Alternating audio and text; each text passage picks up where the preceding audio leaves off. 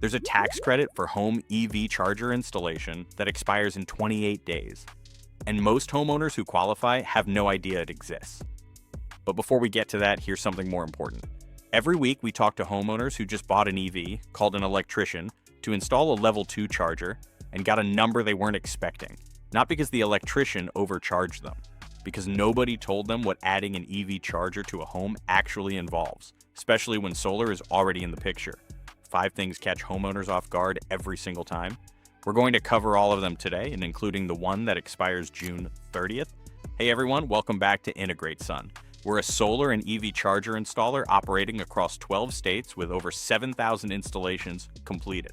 Let's get into it. If you already have solar and you're adding an EV, here's the first thing nobody tells you at the dealership.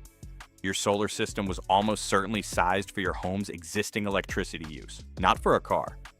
An average EV driven 12,000 miles a year adds 3,600 kilowatt hours of electricity consumption annually. To put that in perspective, that's roughly 30 to 40% of what a typical American home uses in an entire year. You're not adding a new appliance. You're adding something closer to a second home to your electric bill. Research from 2026 shows that about 42% of residential solar systems installed before 2022 require either additional panels or electrical upgrades to support EV charging without increasing grid dependence. If your solar system was installed 4 or 5 years ago, there's nearly a coin flip chance it isn't sized for what you're about to add. The fix isn't complicated. Typically 6 to 10 additional panels covers the average commute. But it's a conversation worth having before you're 3 months into higher utility bills, wondering why your solar system isn't keeping up anymore. About 20% of homes need an electrical panel upgrade before a level 2 EV charger can be safely installed. Most homeowners find this out when the electrician is already standing in front of their panel. Here's why. A level 2 charger requires a dedicated 240-volt circuit, drawing 40 to 60 amps of continuous power. That's roughly equivalent to adding another electric dryer to your home's electrical system, on top of everything else already running. If your panel is at or near capacity, or if it's an older 100 amp service, there may simply not be room. Panel upgrades typically run $2,000 to $5,000 depending on your home and location, a cost that surprises a lot of homeowners who budgeted only for the charger itself.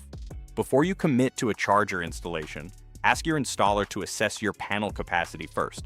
A 30-minute evaluation can tell you whether you're good to go or whether there's a cost you need to plan for. This one is brand new, and most homeowners don't know it yet.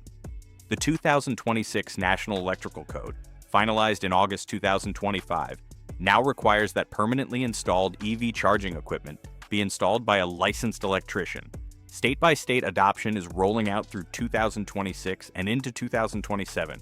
What this means practically, the days of buying a level 2 charger on Amazon and wiring it yourself are ending. In states that have adopted the 2026 NEC, that installation is now a code violation without a licensed professional.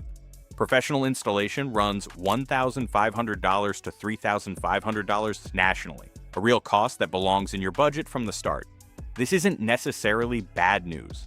Licensed installation means permitted work, which protects your homeowner's insurance coverage and creates the paper trail that matters when you sell the home. But it does mean the DIY shortcut is largely off the table now. Not all EVs can accept the same charging speed, and this affects which charger makes sense for your home. Most modern EVs accept up to 11 kilowatts of AC charging through a level 2 charger, but some older or budget-oriented models have onboard chargers capped at 6.6 kilowatts or even 3.3 kilowatts. Installing an 11 kilowatt charger on a car that can only accept 6.6 kilowatts doesn't get you faster charging. It just means you paid for capacity your car can't use. Before specifying a charger, check your EV's onboard charger rating in the owner's manual or manufacturer's website. It's one spec that directly affects which hardware is right for your home, and it's one most charger salespeople never mention.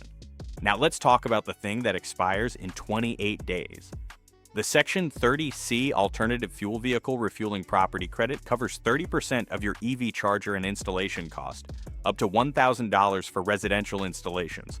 On a typical installed charger running $2,000 to $3,500, that's a real reduction in out-of-pocket cost. But here's the honest caveat that most content on this topic skips. This credit has a location requirement. To qualify, the property where the charger is installed must be in a low-income community or a rural, meaning non-urban, census tract. Not every home qualifies. If you're in a suburban or urban area, you may not be eligible regardless of when you install. The credit is set to expire June 30th, 2026 and is not expected to be renewed. Here's what to do right now, and this takes about 2 minutes. Go to the Department of Energy's Alternative Fuel Station locator, enter your address, and check your census tract eligibility. The link is in the description below. If you qualify, you have 29 days to get a charger installed and placed in service to capture the credit. If you don't qualify, the deadline doesn't affect you, but the other 4 surprises still do. 5 things to know before you install a home EV charger. 1. If you have solar, check whether your system is sized for the additional load. About 42% of pre-2022 systems aren't. 2. Get your electrical panel assessed before you budget. About 20% of homes need an upgrade first. 3. DIY installation is now effectively a code violation in most states adopting the 2026 NEC budget for professional installation. 4. Check your EV's onboard charger rating before specifying hardware. Your car's limit determines what charger makes sense. 5. If you're in a qualifying census tract, the Section 30C credit covers 30% of your charger and installation cost up to $1,000.